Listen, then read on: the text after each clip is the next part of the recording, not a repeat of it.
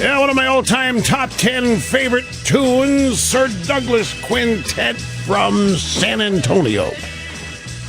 And she's about a mover. 1965. Okay, here's Paul in Raleigh, North Carolina. Glad that you waited, sir. Welcome to the show. Rush, what makes me cry is you walking away from these Van Jones comments with what all that you do for charities, from the military police and your telethon that raises millions. Now, this guy can't be getting away with what he's saying about you. You're talking about when he says I'm not compassionate?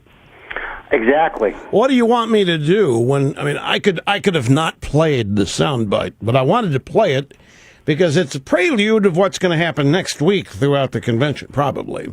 And not just aimed at me, but whoever they think they can gin up hatred for Romney for by citing as supporters of Romney are on the same page. What? Okay, so Van Jones, he sits out there and says, Limbo, he's got more power than anybody else. He doesn't have any compassion. He's not compassionate. What am I supposed to do with it? You say I can't walk away.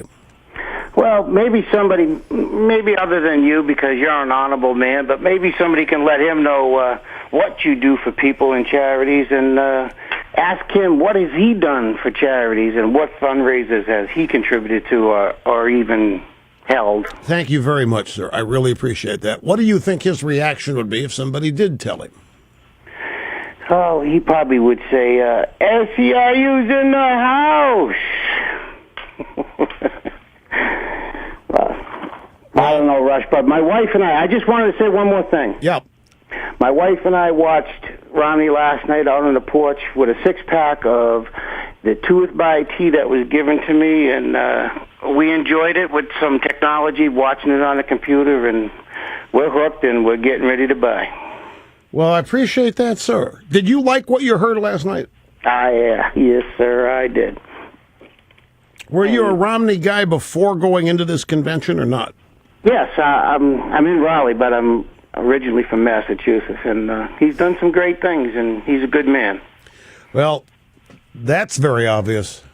But how many people didn't know that till last night? You know, I've got the sound bites of the man and woman telling the story of their 14-year-old son at the time who had cancer. I don't think there was a dry eye on that convention floor last night. Or watching TV. It was 8:30, was it in the 8 to 9 o'clock hour. So it would be wise to replay that for those of you who haven't heard it. If you have, just to hear it again, too, because it was really touching.